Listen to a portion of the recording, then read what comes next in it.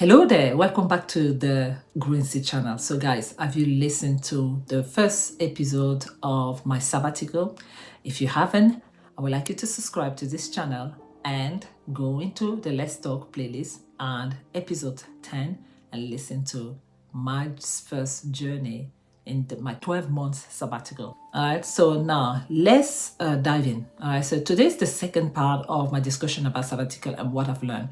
Now, before I go into this conversation, we are going to talk about my channel. All right, so my channel is the Growing Seed channel, and this platform is a conversation that I have with change makers in the community, for ranging from politicians, sport personality, scholars, and ordinary people with ordinary life who are impacting people in the community. That's what the Growing Seed is about. And if you haven't checked my stories yet, please, I would advise and I would like you please to subscribe and check out my various playlists. And this conversation today is one of the episodes under the Let's Talk playlist. And the Let's Talk playlist is where I have amazing conversation with you guys regarding my experience, my views on religion, my views on life in general, and my learning experience. So I hope you're going to enjoy this episode because we are going to dive into something that is quite different to people to understand is my sabbatical from church. Now, before we go into this, what is exactly a church? All right, so because it's quite easy to have a conversation about sabbatical from work and career away from work, but it's a little bit difficult to have a conversation about away from church, especially if you're not a Bible believing person and you're actually not a church going person. All right, so that's where I think it gets a little bit tricky. So let's dive in and have an amazing conversation to understand where we stand, okay? Now, as I explained in my first episode of Career, but I had a transition in my life where I was obviously gracefully made redundant from a company I worked for 18 years. But prior to that, my church situation and my desire to step away from church was already something that I had in my mind. It wasn't just because I was away from work that I stopped going to church. It was just that I was already going through the phase, and I made a decision at the same time to reassess and to reevaluate my life and to decide exactly where do I go from here with every areas of my life. All right, and today we'll talk about church. All right, now why do we talk about church? Like anybody listening to that, any legalistic Christian will say, okay, well, isn't church supposed to be a place of comfort and rest and support? Yes, it is supposed to be. Are you supposed to forsake the assembly of believer? No, you're not supposed to. But it comes in times of life that even the greatest men of God in the Bible had to take a step away to reevaluate. And I think that reevaluation of your life involves every single area that you are involved in, where you're trying to figure out what is the next phase and this is the next journey. Now, if you're someone who's going through a phase where you need to reevaluate things, I would advise you to listen to this episode because my learning experience is quite common to a lot of people. It's not just me. All right. Thank you. Now, that's what church is about. Now, sabbatical obviously is a time of rest, and time of rest is always revive, rejuvenate, and go back in full force and go. Now, the Sabbath really is happening once a week. And but there are situations where you have to have what I call indefinite time to reevaluate and rejuvenate. All right. Now, why do I need to have those time off? It's because I had a huge transition in my life regarding religions in general, just after COVID, and also regarding my change of career, and also I had redirection into a lot of few things that I wanted to do. All right, so this is where we are at now. We have talked about sabbatical. So should a Christian take a time away from church? I don't think it's a good idea, but I think it's necessary when you feel overwhelmed and you need to reassess where you are. Now, there was a time I have to be transparent to people who are a Christian in this conversation where I need to explain that there was a time in my life where actually I had to reconsider and understand if I really want to stay a Christian. I don't know if you can step away from Christianity, stay, not stay. It's not possible. When you're born again, you're born again. But I mean, where I was reassessing why, if I want to be going still, if I believe what the Bible says, if I understand, if all this is what's going on, there was a lot of things. I'm sure a lot of you people have some few questioning about where you stand and with your religion, and I can see there's a lot of them on TikTok now, debunking the Bible and explaining that the Bible is a completely fast. And I also have that here in my home, where people believe, I have different views on what the Bible, they thought the Bible would be. So it's actually something that each human being goes through in their life. And I think God does understand it and he knows it. And I think which is really beautiful is that you can actually go to him with those concerns if you really want to. And he can make it clear to you and somehow, because he's not in the business of confusing people, but he's in the business of helping you to evaluate this life that he's given to you as a gift, because life is a gift given to us. We did not create ourselves. We have been created. I mean, I want to forfeit the whole story of the Big Bang theory.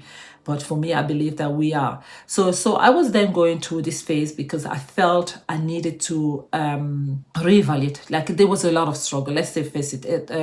COVID, if you remember during COVID that the churches were packed and people were like, there was something about COVID. This is my area, pandemic, my area, because I've never been through a pandemic in my lifetime. This is one of the biggest in my adult life. And I think it was a moment of confusion where we felt we were losing control and we were losing our sense of direction. And also it was quite obvious that it was beyond spiritual what was happening with the virus and how it affected the world and how people were taken away, their will and their sense of freedom was taken away from them for a moment. And it was like a moment where the whole planet kind of saw this loss of their self-power and their self-will.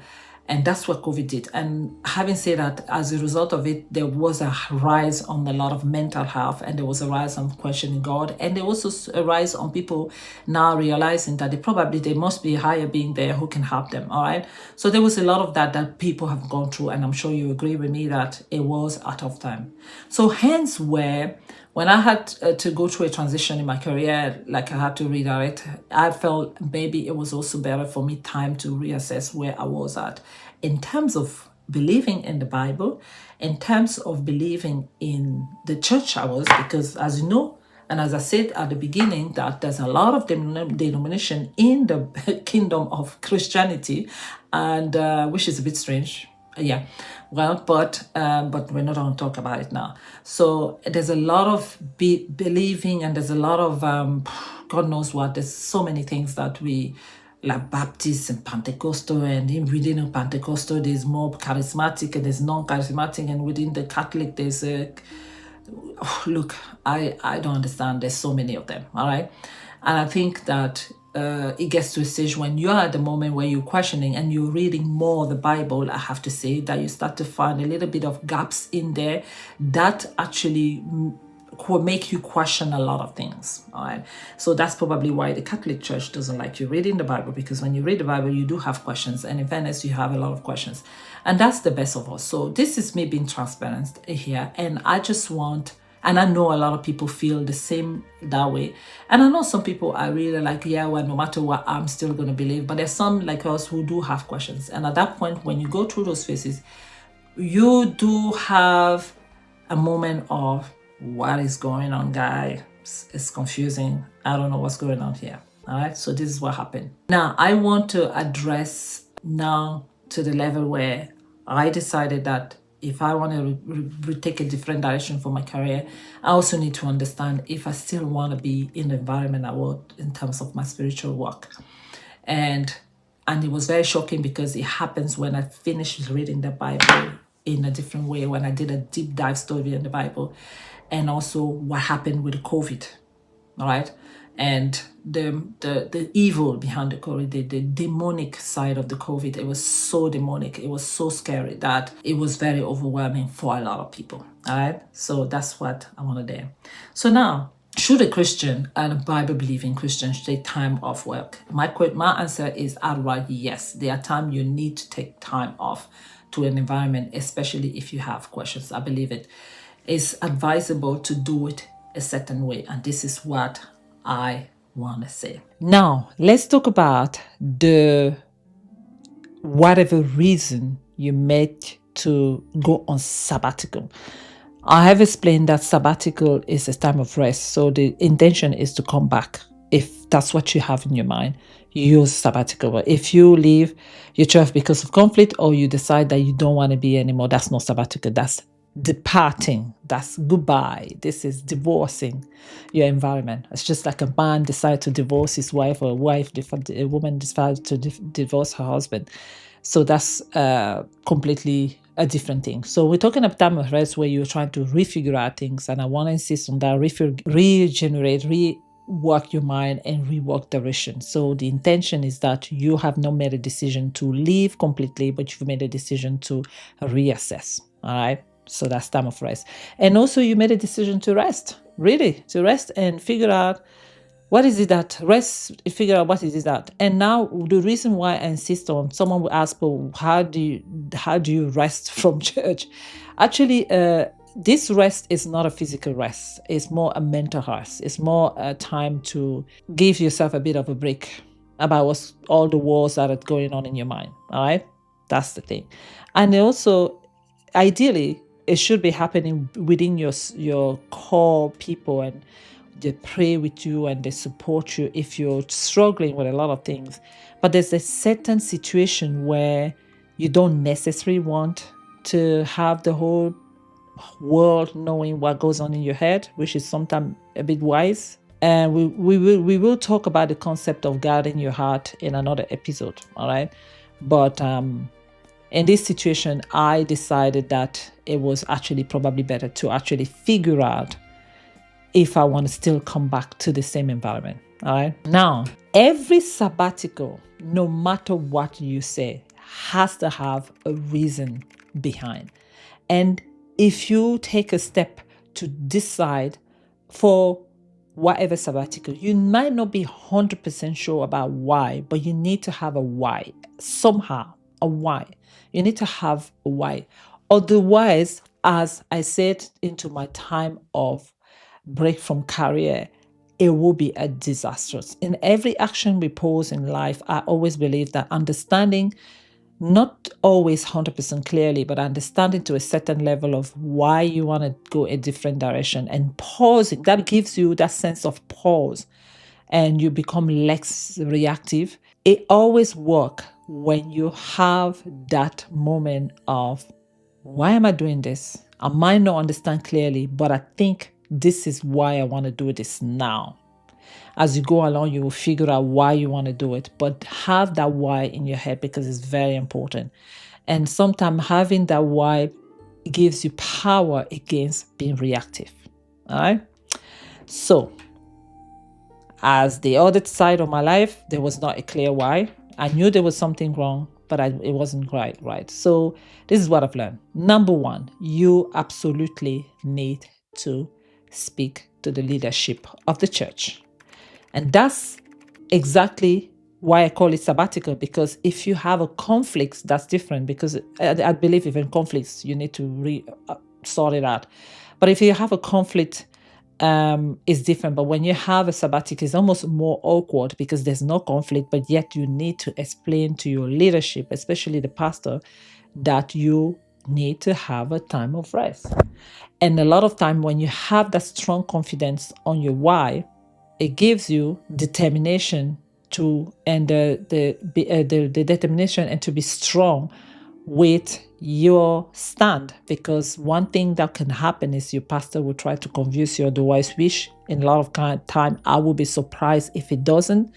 But a lot of time you also need to make sure that you're firm in your decision and they do respect that, and ask them to pray for you. All right. So the reason being it's important to tell your leadership is that a lot of time your leaderships is, most pastors evaluate themselves based on the performance of the believers. If a pastor doesn't care about how the believers grow, then you're in the wrong environment, run for it. But most pastors that I believe in, real, genuine pastors, are concerned about the people they have been assigned to lead by God. All right. So it's nice for them to know that if you're not around, they understand why. Okay. Then now that's a problem if you have a leadership who never calls you, doesn't care if you're there or not, and never even check on you and leave it to the responsibility of other people to do. That is very scary. I would almost say if you're around that type of leadership, run for your life. Okay, a leadership should be worried if you're not turning up at least 2 or 3 or 4 Sundays. All right, so that's fine. Now that's the problem. We make big mega churches and they have different cells and different leaderships assigned to different areas. So few of the people who are responding or under the main leadership, like the deacons, and if they're under the main leadership, will always inform the bigger guy in the bigger mega church what is happening to some of the people that they need concern, and sometimes they won't. Okay, now I'm talking about the scale of a church where you're not even more than 200 or 300. So I think you're quite lucky there. All right. So once you have spoken to them and you have made it clear that you need that time, just like sabbatical from work, you kind of need to have a timeline. Actually, you need to have a timeline, and actually, much more with the church and religion. Religion is very powerful, right? So you need to be extremely careful about how dangerous it is for you to step away from your religion or what you're believing, because now, depending on how crazy the belief is, some people have to step away from other stuff, but I'm talking about in the sense of Christianity, because a lot of time what you do is that if you do not have these moments of clarity about how long you want to do something like this one, you will not come back. All right. So that's the second thing. It's really, after speaking to your leadership, find out about the timeline, assess your timeline, and decide this is what I want to do. This is how long I wish to have this time. And number 3, make sure that when you go out of that situation, you make God your number one friend. I mean, like, someone is going to question, is the church not God and not your number one friend? God is not in the building. God is everywhere you are. God is in your heart. So he needs to be the number one friend, because a lot of people will be confusing as church being God. And a lot of people, that's why you see a lot of people going to church and they still live a double life, because they're not afraid, because they think. And there's someone that I knew before who used to say the devil lives in the church. And I used to find that very offensive. But as I grow as a Christian, I found that actually, yes, they do send their little demons in the church to disrupt the church. And that's a fact. So people don't believe it, but trust me, it's happening. As every single church has an assigned little wish person to come and disrupt the church. So if you don't believe me, now, I'm not asking you to start looking around your friend who's the one, but trust me, it's happening. So you need to make sure that you talk to God much more. The time of unclarity and the time of confusion is the time of talking to God, right? I am not talking about the ritualistic prayer time that we have. I have to wake up in the morning and say, my Father in heaven, or Holy Mary, or whatever we do, we're into. I am talking about true and genuine conversation. Actually, much more so talking to God about how you feel about him, if that he's the reason why you're running away, how you feel about the world, like in my case was COVID and the trauma after the COVID, how you feel about what you didn't understand in the Bible. Why did he ask Joshua to kill children? You need to basically be honest to talk to him.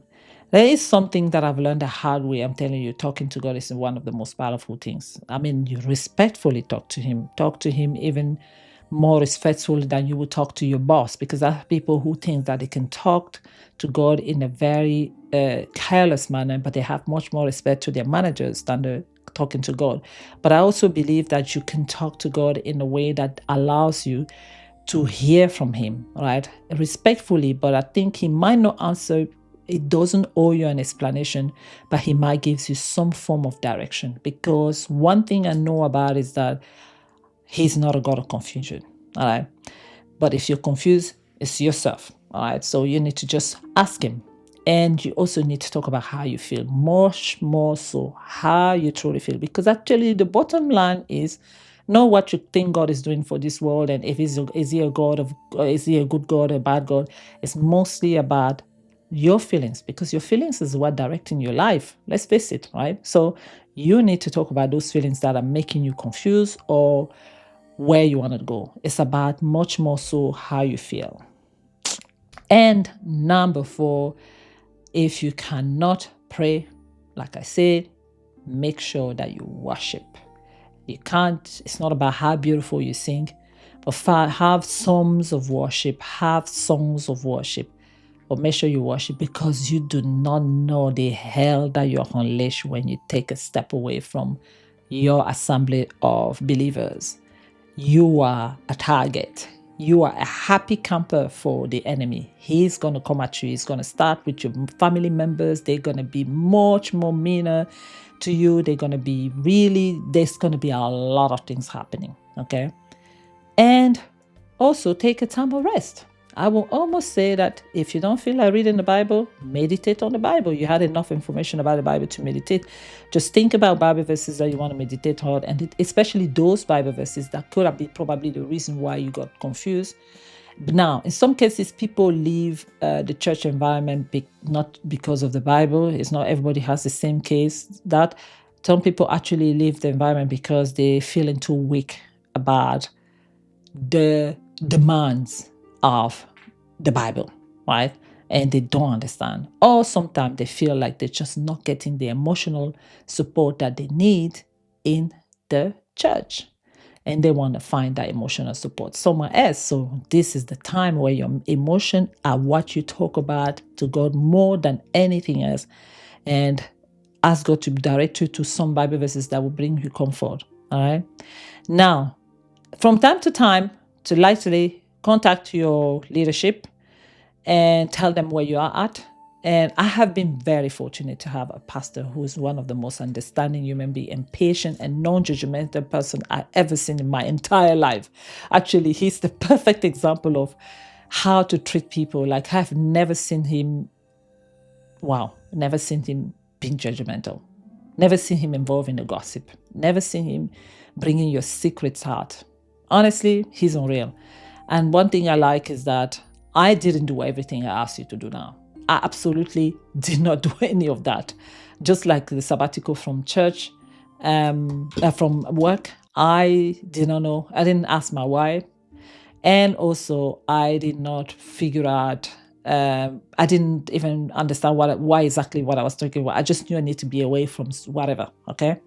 Now, the next thing I want to think is very delicate. Please do not go to other churches. Yep. If you're taking time and rest from your church until you have decided whether you're going back to that church or not, do not go to other churches, because one thing happens to go to other churches is that you start,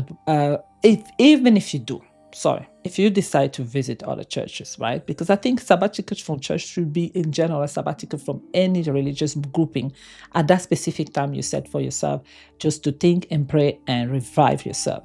But if you decide you want to go for other churches, then it means that your church is the problem you have in your mind. But that's fine. Even if it happens, please have do not have unrealistic expectation of all those new environment you're going, because the grass is always greener on the other side. And trust me, you are definitely going to be more upset, because when you think that maybe the reason why you don't want to be there is because your church is doing this and that, and then now you want to be there because, or maybe they're better, and you find that the grass is always greener on the other side. But trust me, every grouping of human beings have their own conflict, and we all know that. All right. So if there's conflict within the family, there should be conflict with the people who don't even have any form of relationship apart from the fact that they believe in one thing together. Now, have you ever noticed that there is a much more better relationship in the work environment than any religious grouping? Is because people have more to lose there. They have money. You don't want to lose your job. You don't want to come across as the bad. I say almost that biblical principles are more respected in work environment than churches, because the expectation, you have no expectation. You just want to earn your money, while in church you start raising unrealistic expectation on other of things that you yourself you can't give, and that probably creates a lot of issues. So this is one of the things that I've learned, that I would rather not go visiting other churches until I've made up my mind that, okay, do I go back or do I leave? Now, when you finish your timeline of your time away, please contact your pastor and be candid with them about where you are at. And then if you're still not settled, ask for prayer and God will help. All right. But I'm almost say that if you do exactly all those things, that God will actually hear you out and he will bring you to the right place. If he say to you, yes, I want you to leave that environment, it will be clear, but make sure that you're transferring with the people who rely on you. And the most important one that I forgot, it should have been top of the list. Just because you're on sabbatical, I think you should not pay your tithe. You have to pay your tithe because the church still need to run, and it's unfair on the leadership who rely on the money. I'm not talking now about the churches who steal money from people. That's not what I'm talking. I'm talking about real Bible believing church who the money is used for the service of people and the service of God. These is the ones I'm talking about. I'm not talking about those money grabbing big industry who are scheming people's pockets. That's not what I'm talking about. But even then, if you even in that environment, you're paying tithe not because of these people, you're paying tithe because of God. So your obligation to pay tithe is still there. You need to be paying your tithe. That is my learning now. Where is the disastrous situation? Just like work, I had to learn. Failure makes you powerful. I had to learn about the things that I wish I did, because my time away from church went longer than I expected. And the things that I thought I did and the things that I wish I didn't do. And one of the things that I didn't do was to have a clear understanding of why exactly I need to step away, and then also not to have those moments of talking to God diligently about how I feel, because it did cause me a lot of issues.